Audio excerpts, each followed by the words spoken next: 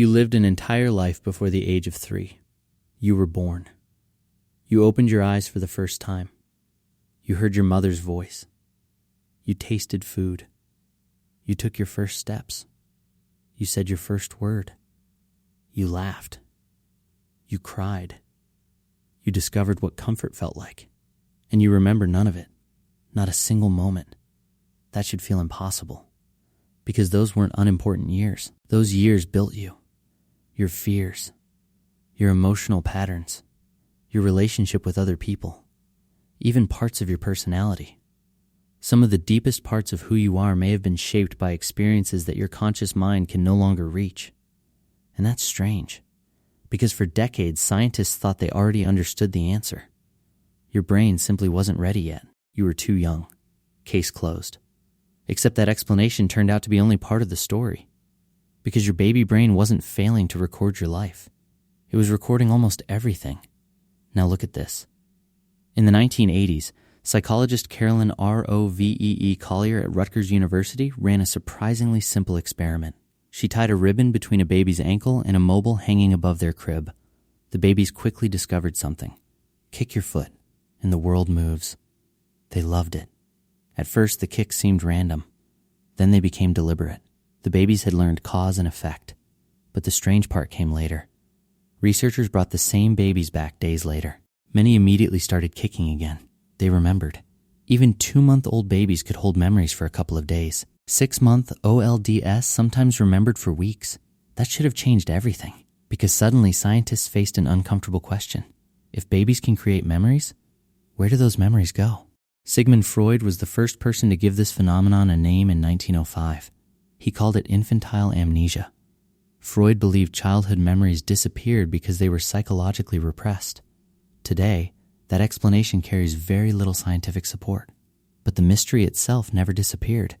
Scientists simply started looking deeper, and what they found became even stranger.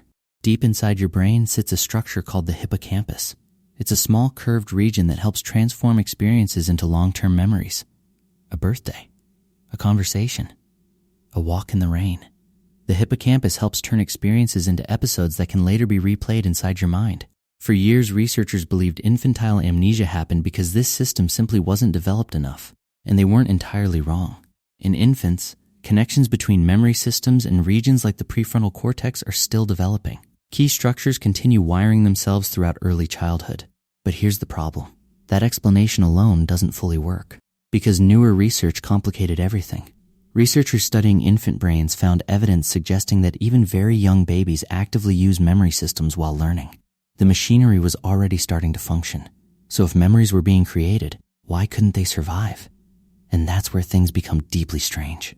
In 2014, neuroscientists Sheena Jocelyn and Paul Franklin at Toronto's Hospital for Sick Children proposed something almost backwards.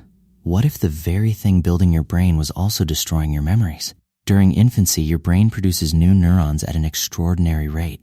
This process is called neurogenesis, and it's essential. Those new cells build the circuits you'll use for the rest of your life. But the researchers suspected there was a cost. Every new neuron entering an existing network slightly changes the structure already there. And that structure may have been holding memories.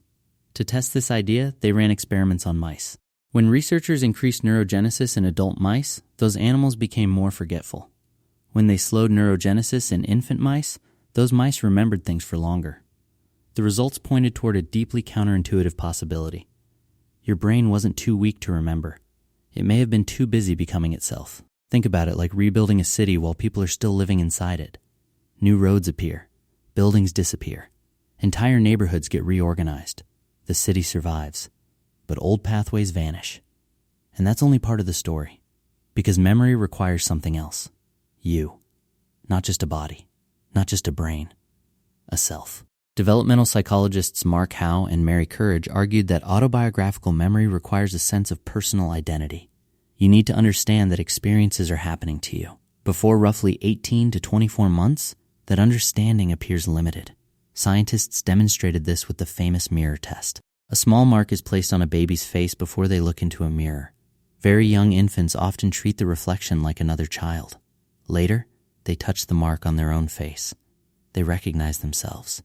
And interestingly, That age closely tracks with the period where lasting autobiographical memories begin appearing. There may not have been a narrator inside your mind yet, no internal storyteller packaging life into a continuous identity. And before language arrived, things became even harder. Developmental psychologist Catherine Nelson spent years studying memory and language development. Her conclusion was fascinating. Language doesn't simply describe memories, it structures them. Before words, experiences may have existed mostly as sensations: light, sound, touch, emotion, fragments. But without language, those experiences had no framework holding them together. Language gives memory a skeleton. Without it, experiences become something like water without a container. Before we continue, comment below with the earliest memory you can actually remember. Most people are surprised by how late it begins, because here's the unsettling realization. Every person you have ever met has a missing chapter at the beginning of their story. Parents, friends, scientists, everyone. A black hole where the first years of life should be. But maybe we think about that loss the wrong way. Because your brain wasn't failing. It wasn't broken. It wasn't empty. It was doing something much more important than remembering. It was building you. Neuron by neuron, connection by connection, moment by moment. And somewhere beneath the person you became may still exist traces of someone you no longer remember being. If you're curious about the strange places where science, psychology, and human existence begin to overlap, subscribe and stay with us. Because the most mysterious thing you have ever forgotten might be yourself.